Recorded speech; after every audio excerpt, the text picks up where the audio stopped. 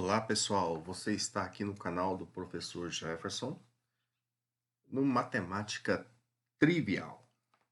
Hoje eu vou falar para vocês sobre juros simples e juros compostos. Vamos resolver aqui cerca de 7 questões sobre esse assunto, tá? Que vai servir de revisão para você aí sobre este tema, tá bom? Primeiras questões que nós vamos resolver vão ser as questões de juros simples. Em juros simples, nós temos a seguinte característica. Você empresta uma quantia ou toma emprestada essa quantia, e a quantidade que você devolve de juros é sempre referente à quantia que você emprestou, que você pegou emprestado. Então, nesse sentido, o que acontece? A taxa de juros I, ela sempre vai ser calculada sobre o mesmo capital. Então, não existe acumulação de juros. A quantidade de juros que eu pago, a exemplo, por mês, é sempre a mesma coisa, é sempre a mesma quantia. Não depende desse acúmulo dos juros, depende só da quantia que é inicialmente emprestada ou tomada como empréstimo. Então, nós temos como fórmula de cálculo de juros simples uma forma que é oriunda da regra de 3 simples. Quantidade de juros é igual ao capital, que vai ser a quantia que nós vamos interpretar de duas maneiras. Ele é um valor presente no problema, ou seja, o valor que está no tempo presente, ou uma quantia que você empresta ou toma como empréstimo. Interpretando dessas duas situações, você vai ter o capital. Taxa de juros, que é uma porcentagem, tá? Essa porcentagem, ela sempre vem com uma unidade temporal. Então, essa porcentagem aqui, ela tem uma unidade de tempo atrelada a ela. E essa unidade de tempo, ela vai ter que ser condizente com o tempo. Então, o que significa isso? Se essa taxa está cobrando ao mês, o tempo tem que estar ao mês. Se essa taxa está cobrando ao ano, o tempo tem que estar ao ano. Se essa taxa está cobrando ao bimestre, o tempo tem que estar ao bimestre também. Então, essa daqui é a fórmula de juros simples, tá? Nós temos também em juros simples a definição de montante. Montante é capital mais juros. O que é o montante no problema? É um valor futuro e aquele valor que geralmente a gente devolve depois do empréstimo. Quando nós devolvemos o dinheiro do nosso empréstimo, nós devolvemos aquilo que pegamos emprestado, que é o capital, mais uma remuneração. E essa remuneração é os juros, tá bom? Então agora nós vamos para as nossas questões. Primeira questãozinha. Maria tomou emprestado. Ela tomou emprestado R$ 5.000, que aqui está falando como montante, mas não é um montante, ele é o capital. Pegou emprestado, se ela pegou emprestado, ela pegou hoje, né? Esse valor. Sobre o regime de capitalização, juros simples. As questões que são de juros simples, elas vão nos mencionar que é de juros simples. Foi acordado que ela devolveria o capital acrescido de juros, de 1,5% ao mês, ao final do período de empréstimo, que era de 6 anos. Passados 4 anos e meio, 4,5 anos, ela decidiu quitar o empréstimo. Qual o valor que ela deve desembolsar para quitar essa dívida? Bem, olha, o que nós temos no nosso problema? Nós temos o capital, que é 5.000. Nós temos a taxa de juros, que é de 1,5% ao mês. Esse A.M está indicando ao mês. E nós temos o tempo que ela devolveu esse dinheiro. Tem 2 tempos no problema. 6 anos era o tempo que ela deveria devolver, só que ela devolveu antes. Então, ela só vai pagar juros referente ao tempo que ela devolveu, que é os 4,5 anos.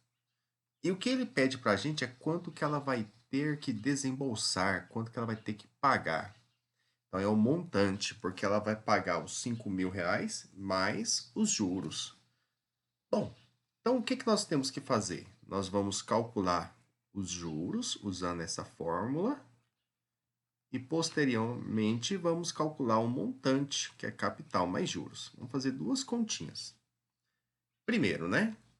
Eu mencionei lá no vídeo de trás que tempo e taxa tem que estar na mesma unidade temporal. Então, nós temos uma taxa mensal e um tempo anual. Nós podemos transformar a taxa ao mês para ano e podemos transformar o ano em meses. Eu vou escolher transformar um ano em meses. Aí aqui nessa transformação, você tem que lembrar que um ano tem 12 meses. Então, a transformação de ano para mês ocorre multiplicando por 12. 4,5 vezes 12 dá 48 mais a metade de 12, que é 54. Então, dá 54 meses. Essa é a informação que nós vamos substituir na fórmula de juros simples. Então, substituindo aqui na fórmula, vai ficar 5.000 vezes a taxa de juros, e como a taxa é um número em porcentagem, devemos colocar ou em forma decimal ou em forma de fração. Eu, particularmente, prefiro a fração no juros simples, já em juros compostos, a forma decimal, vezes 54.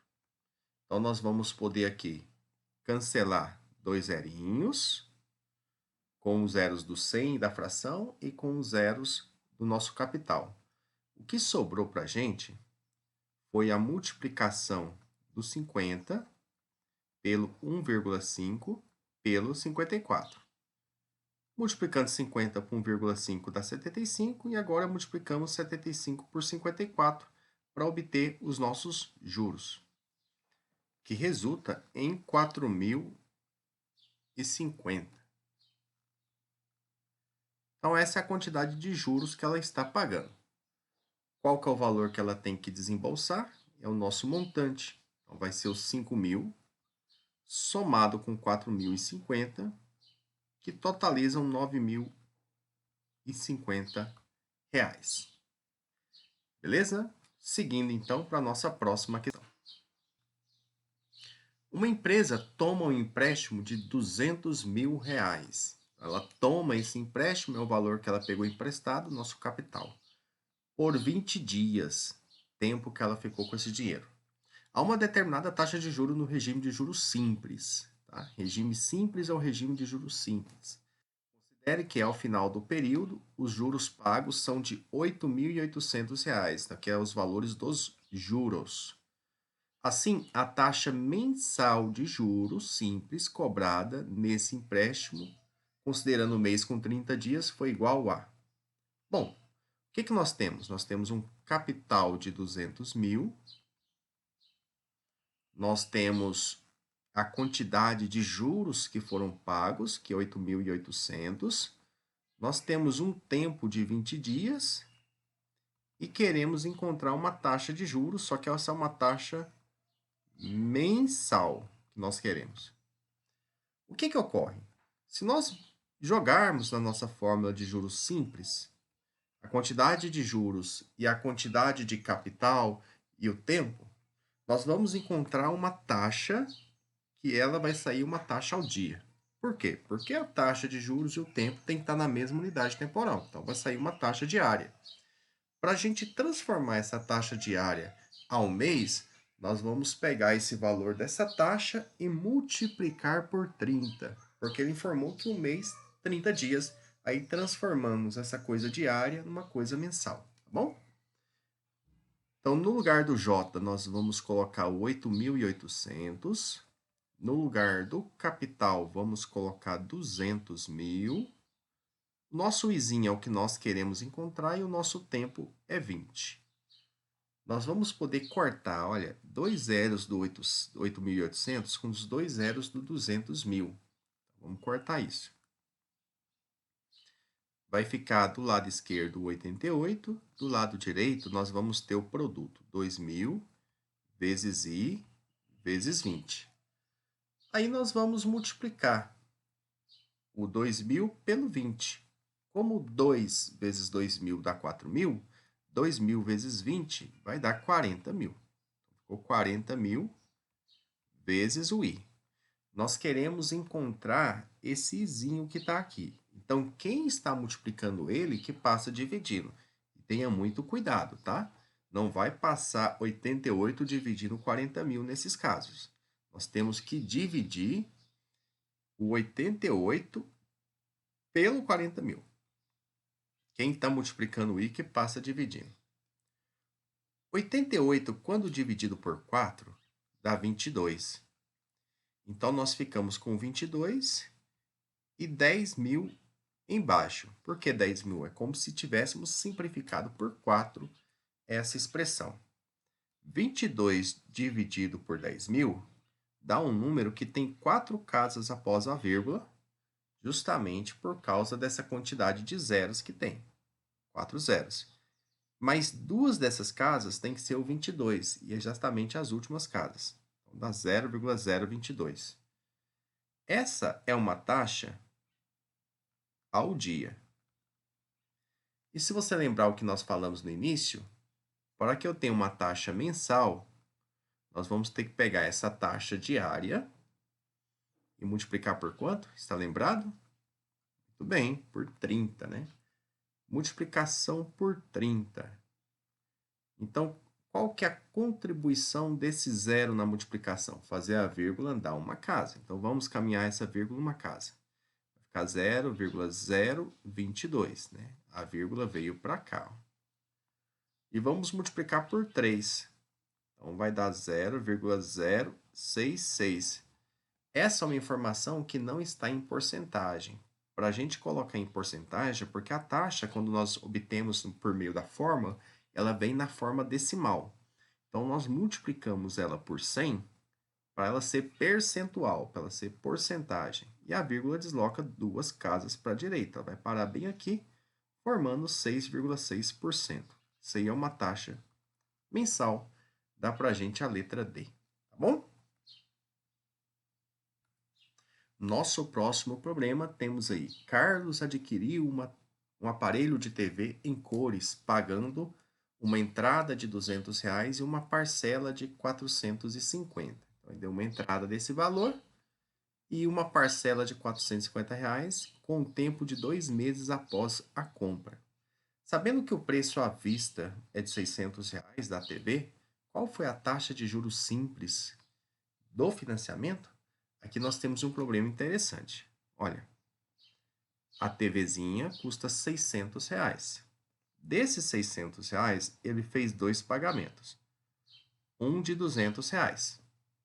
Esse pagamento é um pagamento de entrada. O que é um valor de entrada?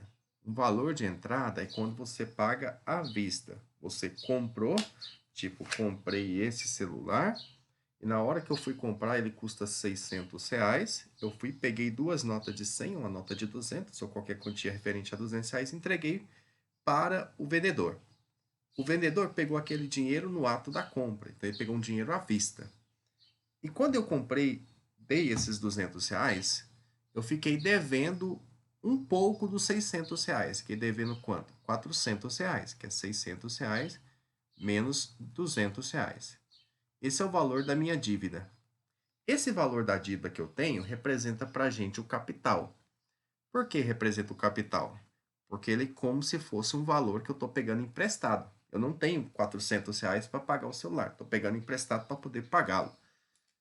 E quando eu pego essa quantia de R$ 400, eu vou lá depois de 2 meses e pago R$ 450. Isso com o tempo de 2 meses. Ao pagar 450, esse 450 para a gente é um montante, porque ele é um valor futuro, além disso, mas ele é o valor do capital, que é R$ 400, acrescido de juros. E de quantos foi os juros? Juros de R$ 50, né? Que é 450 menos 400. Então, agora nós vamos descobrir essa taxa de juros por meio da forma de juros simples. Então, juros é capital vezes taxa vezes o tempo. Quantidade de juros que nós estamos pagando, R$ 50. Capital que nós estamos pegando, 400 vezes a taxa vezes 2. Então, nós podemos cortar um zero do 50 com um zero do 400. Vai ficar assim 5 igual a 40 vezes i vezes 2. Nós vamos poder multiplicar o 40 por 2, que vai dar 5 igual a 80i. E como queremos achar o valor do i, nós vamos pegar o 5 e vamos dividir por 80, tá bom? Então, vamos fazer essa divisão aqui. 5 dividido por 80. O 5 é menor que o 80, vamos ter que acrescentar um zero. Põe zero e vírgula. Esse zero tornou 50 ainda menor que 80, mais um zero. Colocamos um zero. Quem multiplicado por 80 aproxima de 500 é o 6, que vai dar 480. Sobram 20. Essa vírgula que eu coloquei me dá direito a um zero para o resto. Agora multiplicamos por 2, que dá 160, que é o que aproxima de 200. Sobra 40, a vírgula colocada dá direito a um zero para o resto, e agora dá por 5, que dá exatamente 400, sobrando nada. Então, dividindo deu 0,0625. Isso aqui não está em porcentagem, né? Para colocar em porcentagem, nós vamos multiplicar por 100. Vai dar 6,25%, que na multiplicação por 100, a vírgula desloca duas casas para a direita, ela vai parar entre o 6 e o 2. Fechou? Então, tome cuidado, tá? Problemas em que se tem valor de entrada, pagamento à vista, não cobra juros, você tem que descontar isso do valor à vista, tá? Se o valor à vista é tanto, você deu uma entrada de tanto, subtrai para se ter o capital. Fica aí a dica. Agora nós vamos para a parte dos juros compostos, tá? Em juros compostos, nós temos uma diferença para o juros simples. Nesse caso, a nossa dívida vai acumulando juros com o passar do tempo. De qual sentido? A quantidade de juros que eu pago hoje não é referente à quantidade que eu peguei emprestado lá no início, mas sim referente ao montante da minha dívida no mês anterior. O que significa isso? Quer dizer que o capital desse período é igual ao montante do período anterior. Ou seja, o meu capital hoje para calcular juros é um capital anterior acrescido dos juros. Então, a modalidade que se usa o termo juros sobre juros. Devido a isso, é até um crescimento tipo exponencial, que vai ter uma potência. O montante, ele vai ser o capital inicial, aquele valor presente, multiplicado por 1 mais a taxa de juros elevada ao tempo. Também, tá? Nós temos que ter a taxa de juros e o tempo na mesma unidade temporal, tá bom? Então, o que foi válido para aquele caso também é válido para cá. O que eu chamo a atenção para vocês é sobre o nosso tempo. Nosso tempo tem que estar igual à taxa de juros, e nesse caso é mais fácil transformar o tempo do que transformar a taxa.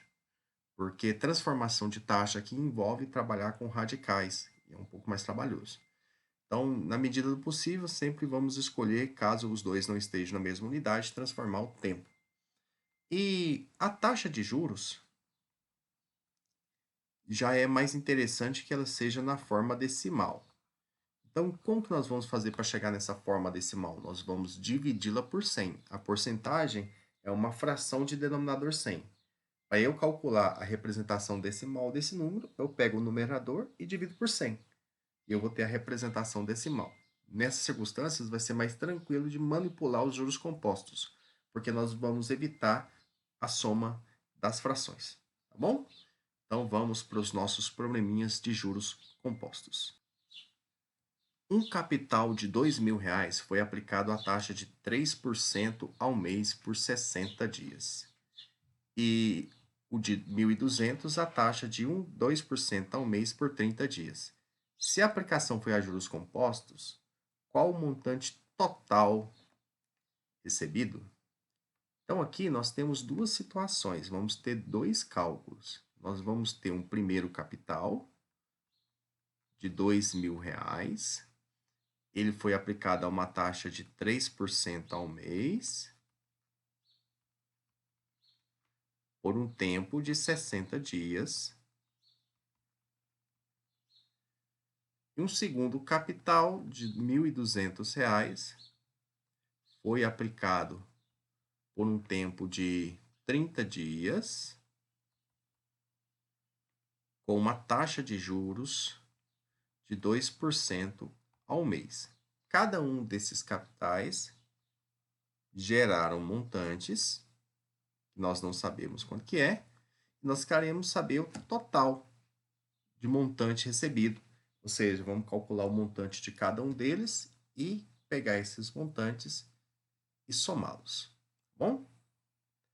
Bem, então a primeira coisa que nós vamos observar é a questão do tempo. O tempo aqui está em dias e a nossa taxa está ao mês. 60 dias, 2 meses. Temos que fazer essa conversão porque é mais fácil transformar o tempo aqui para meses do que uma taxa para mês. Para o dia, perdão.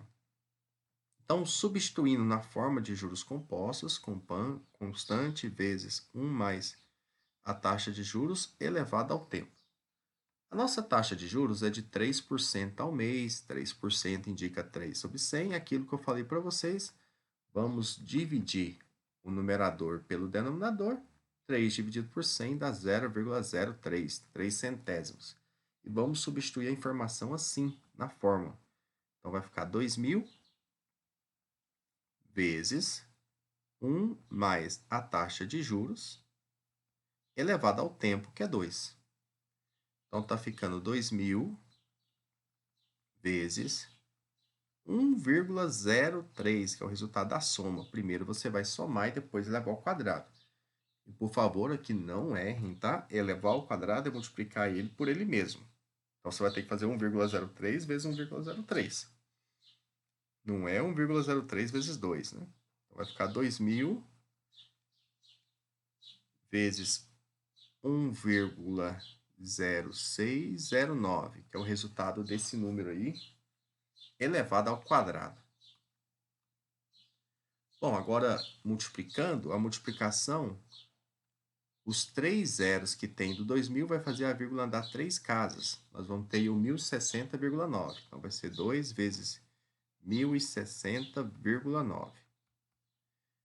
Multiplicando por 2, vai dar 2 vezes 9, 18. Sobe 1. 2 vezes 0 é 0, com 1 fica 1. 2 vezes 6 é 12, vai subir 1. 2 vezes 0 é 0, com 1 fica 1. 2 vezes 1, 2. Então, dá R$ 2.121,80. Primeiro capital. Agora, vamos aqui para o segundo capital. Também usando a fórmula de juros compostos. Montante é capital vezes 1 mais a taxa elevada ao tempo. O nosso capital agora é de R$ 1.200. A nossa taxa de juros, 2%. 2 sobre 100, representando o número 0,02, a forma decimal dele. Então, 1 mais 0,02 elevado ao tempo, 30 dias, nossa taxa está ao mês, 30 dias quanto meses? Um mês, né? Então, vamos colocar 1 aqui. Então, vai ficar 1.200 vezes 1,02 elevado a 1, que vai dar o próprio 1,02. Agora, multiplicamos isso daí. A multiplicação por 1.200, os dois zeros vai fazer a vírgula andar 2 casas. Então, vai virar um 12 vezes 102. Multiplicar 12 por 102 é multiplicar 12 por 100, que dá 1.200. Multiplicar 12 por 2, que dá 24, vai dar 1.224 de montante. Como ele pede o total do montante, vamos pegar o R$ 2.121,08 e vamos somar com 1.224.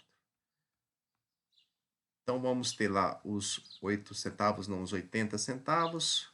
1 mais 4 dá 5. 2 mais 2 dá 4.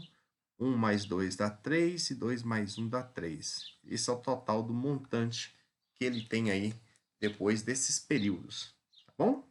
Então, vamos seguindo.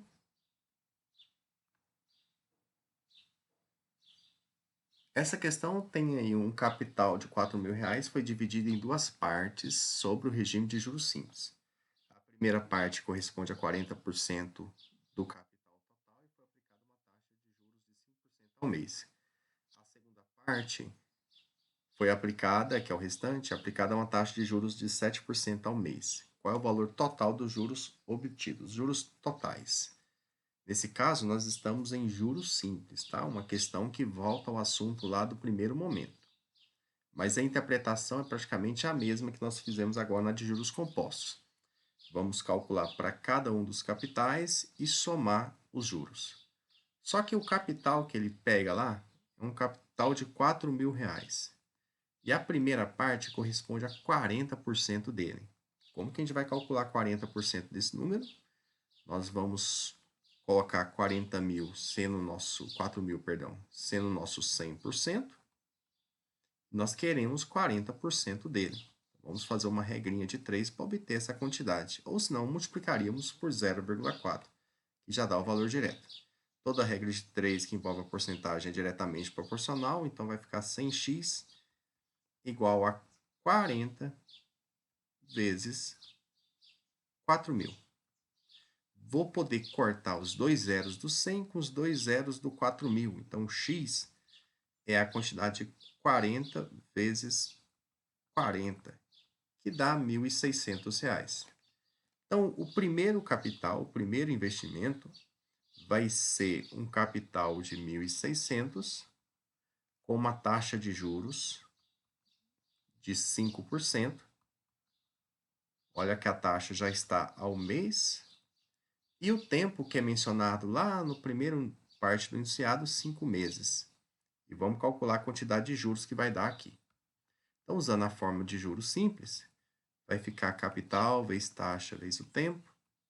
Fica 1.600 vezes 5%. Aqui em juros simples já é melhor a forma de fração, vezes o tempo, que é 5. Vamos poder cancelar esses dois zerinhos, simplificando eles, porque eles aparecem multiplicandos, um como numerador, outro como denominador. Aí sobrou, depois dessa simplificação, 16 multiplicado por 5 multiplicado por 5.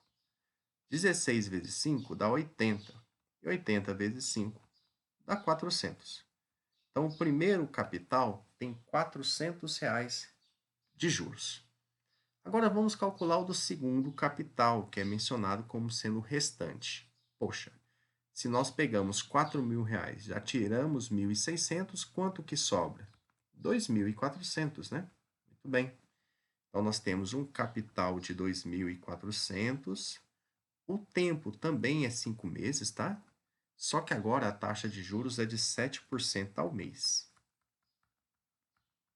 Nós vamos calcular a quantidade de juros que vai dar aqui, também usando a fórmula de juros simples. Então, quantidade de juros. Capital vezes taxa vezes o tempo. É bom escrever a fórmula para ir memorizando ela. Então, ficaria 2.400 o capital, a taxa de juros 7%, 7 sobre 100, vezes o tempo, que é 5. Vamos, semelhantemente, poder cortar os 4 zeros, né? Os dois zeros de cima com os dois zeros de baixo. O que sobra é 24 multiplicado por 7 multiplicado por 5. 24 vezes 7 é 20 vezes 7, que dá 140. 4 vezes 7, que dá 28, então dá 168, que vamos multiplicar por 5. 168 vezes 5 é 5 vezes 100, que dá 500. 5 vezes 60, que dá 300. 5 vezes 8, que dá 40. Então, dá 500 mais 300 mais 40, 840.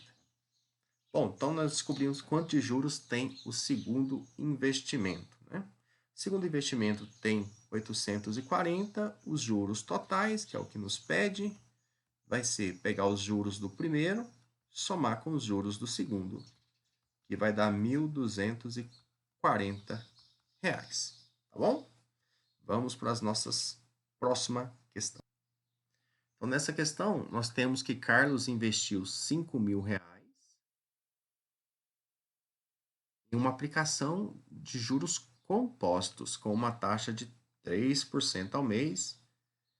Após 6 meses, ele quer saber qual o valor total do seu investimento, ou seja, o montante. Pergunta qual será o montante no final desse período e nos dá aqui para a gente adotar uma informação. Bom, então, já que estamos em juros compostos, né, nós vamos usar a forma de juro composto. Então, aqui é o capital, que é 5.000, A taxa é 3% ao mês e o tempo 6 meses. Nós queremos calcular o montante. Bom, então lembrando aí da forma de juros compostos, montante igual a capital vezes 1 mais a taxa de juros elevada ao tempo. O montante vai ser 5.000 vezes 1 mais. Lá em juros compostos é mais interessante que essa taxa seja representada em forma decimal, né? 3% é 3 sobre 100, 3 dividido por 100 dá 0,03. Então, essa informação que é mais vantajosa você utilizar dessa forma do que utilizar a fração em juros compostos, elevado ao tempo que é 6. Então, está ficando 5.000 vezes 1,03 elevado à sexta potência. E bem aqui, né, que surge a grande dificuldade em juros compostos, que é calcular a potência alta. Então, como nós vamos calcular isso? A questão pede que a gente adote 1,03 elevado ao cubo como sendo 1,09. É uma aproximação.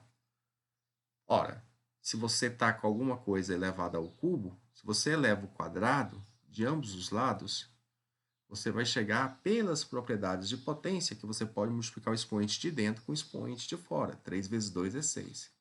Nós vamos chegar aqui 1,03 elevado à sexta potência é você pegar 1,09 e elevar ao quadrado. Então, já tem um ganho aí melhor, né? Você pega a informação que ele te deu e eleva ao quadrado. Quando que você vai utilizar isso? Quando aquilo que ele pede para você adotar, o expoente, é a metade do expoente que você precisa. 3 é a metade de 6, a metade daquilo que eu preciso. E elevando isso ao quadrado, nós temos 1,1881, tá? Multiplicando ele por ele mesmo, não é multiplicando por 2, tá bom? Então, voltando aqui na continha, vai ficar 5.000 vezes 1,1881. E qual que é a contribuição dos 3 zeros dos 5.000? Fazer a vírgula deslocar 3 casas, né? Então, vai ficar 5 vezes 1.188,1. Tá, agora, né, nós vamos multiplicar isso daí por 5 e ver quanto que vai dar. Quando nós multiplicamos por 5, vai ficar lá 5.940,50. Olha, esse aqui é o montante que ele está desejando aí descobrir após 6 meses, tá bom? Vamos agora para a nossa última questão, que não vai estar falando nem sobre juros simples, nem sobre juro composto, mas trata dessa discussão financeira sobre desconto e aumento. Para aumentar as vendas no início do ano, uma loja de departamentos remarcou, vou aumentar aqui, uma loja de departamentos remarcou os preços de seus produtos abaixo do preço original. Quando chegam ao caixa, os clientes que possuem o cartão fidelidade da loja têm direito a um desconto adicional de 10% sobre o valor total de suas compras. Um cliente deseja comprar um produto que custava R$ 50 antes da remarcação de preços. Ele não possui o cartão fidelidade da loja. Caso esse cliente possuísse o cartão fidelidade da loja, a economia adicional que obteria ao efetuar a compra em reais seria de. Bom, então vamos lá. Ele chega, vou desenhar aqui um pouquinho. Tá aqui o nosso cliente, né? R$ 50. E aqui é o caixa. Quando ele chega no caixa, ele descobre que os preços tiveram uma remarcação, estão 20% abaixo do preço original. Então, desses R$ 80 aqui, ele vai pagar somente 80% deste valor, 80% de 50. Por que que é 80%? porque R$ 50 é 100% do valor, e foi lá e deu um desconto, né? Está abaixo 20% desse valor. 100% menos 20% dá 80%. Bom, então como que calculamos esse valor? Podemos usar a regra de 3. Os R$ 50 é 100%. E os X, que é o valor que ele vai pagar, 80% desse valor. E vamos multiplicar cruzado, tal como foi o cálculo que nós fizemos anteriormente. 50 vezes 80, 100 vezes x. Então, fica 100x igual a 50 vezes 80. Os dois zeros que tem do 100, eu vou poder cortar com os dois zeros. Um do 80 e um do 50. Então, nós vamos ter que x é 5 vezes 8, que dá 40. Quer dizer que quando ele chega lá no mercado, lá no caixa, o preço da coisa é R$ 40. Bom, aí, se ele tivesse, né? Se ele tivesse o cartão Fidelidade, ele ganharia um desconto ainda de 10% sobre o preço remarcado, tá bom? Caso ele tenha, ele ganha um desconto adicional sobre o valor total de suas compras, que no caso agora é R$ 40, sobre o preço já remarcado. Então, nós temos que calcular o preço de desconto que ele vai ter. 10% de 40. Bom, aqui vamos calcular sem usar a regra de 3. Nós representamos a porcentagem em forma de fração, em forma de número decimal. A preposição de vira a multiplicação por 40. Presença de zeros nos numeradores, eu vou poder cortar com zeros dos denominadores. Então, vai ficar somente 1 vezes 4, que dá 4. R$ 4. Então, ele chega lá R$ 40. Se ele tivesse, né, caso tivesse o cartão Fidelidade, ganharia aí 10% sobre o valor total de suas compras, ou seja, R$ 4. Mas ele não possui. Ele não possui o cartão Fidelidade. Ele não possui o cartão Fidelidade. Caso esse cliente possuísse o cartão Fidelidade da loja, ele economizaria R$ 4, que ele teria mais esse desconto. Como ele não tem, ele não economiza os R$ 4. E é justamente o que nos pergunta. A economia adicional que obteria ao efetuar a compra. Obteria R$ 4 de desconto adicional, tá bom? Então, esse aí seria o desconto adicional dele. Beleza? Muito obrigado, tá? Deixe o seu comentário, caso gostou, e o seu like. Valeu!